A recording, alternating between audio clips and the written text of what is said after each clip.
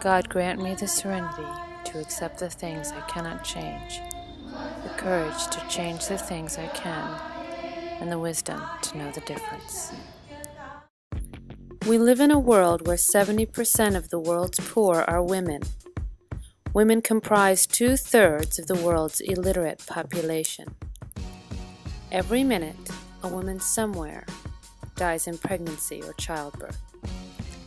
In order to make progress for the world's poor, we must harness the potential of the women of the world.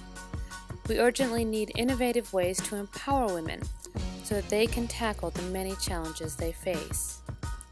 Imagine is designed to empower women so that they may envision and create new possibilities for their life, their family, and their community.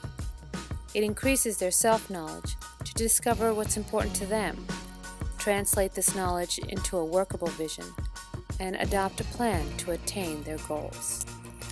The Imagine Initiative, a program of the Empowerment Institute, was launched in 2010 and is now working in 5 countries worldwide.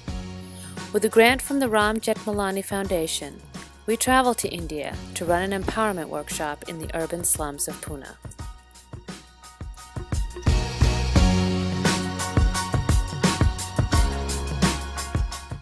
With the help of the local organization Mashal, women were asked to participate in a 4-day workshop to learn the empowerment methodology. Women came from all over town to join in the workshop. Women introduced themselves. For some, they had never had the opportunity to speak on their own to such a large group.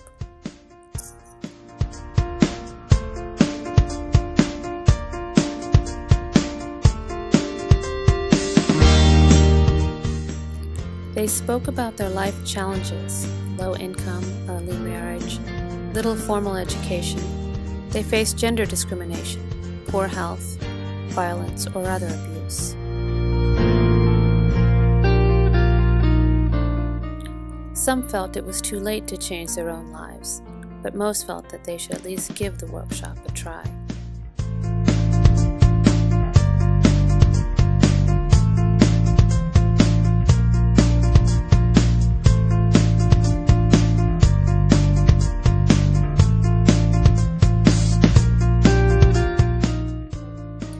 The women began speaking about what they wanted for themselves and their families. They learned new ways to view their situations, ways that focused away from what they didn't want and drew them toward what they wanted for their lives. The women played and danced and remembered how it was to be young and vibrant and feel free. They worked together to address issues of their lives. They forgave themselves and others for past mistakes.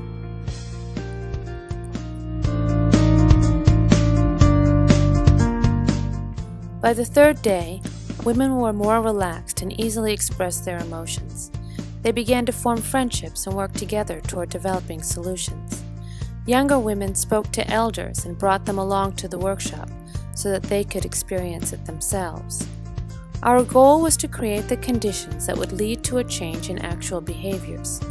While it's good to enjoy the company of friends, the real value of this workshop will only be seen if women develop the courage to try new things, to see new opportunities where there were once none, to find ways to gain hope for their future, to become empowered.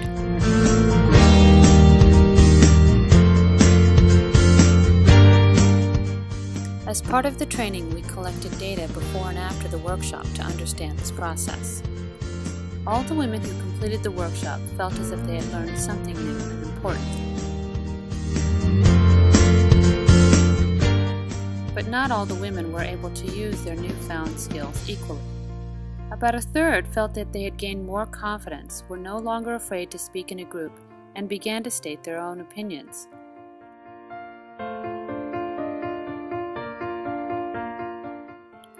Another third of the women were excited about the specific content of the workshop, saying how now they had a plan for their lives to become more actively involved in becoming a better person, a better mother, wife, daughter, and community member. It was in the final 1/3 of the women where we learned of the most exciting changes. Women described actual events that took place during the course of the workshop. A young woman who had been struggling with how to earn additional money said she finally had the courage to ask the local baker if he needed someone to assist him in his shop, and was offered a part-time job to begin right after the completion of the workshop.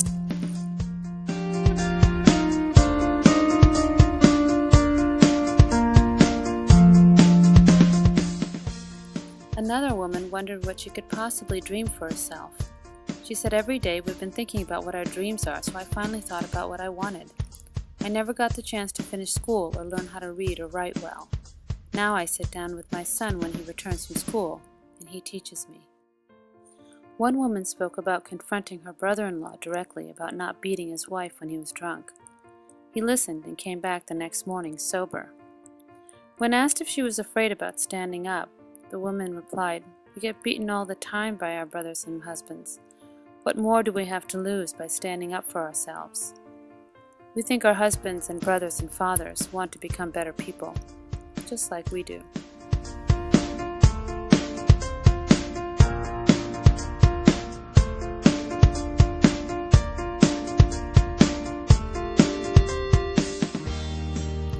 Individuals living in poverty may not have created those conditions, but they are the main agents to change these circumstances for themselves and their society. Their power needs to be unleashed and fostered in all ways possible. Imagine hopes to do just that.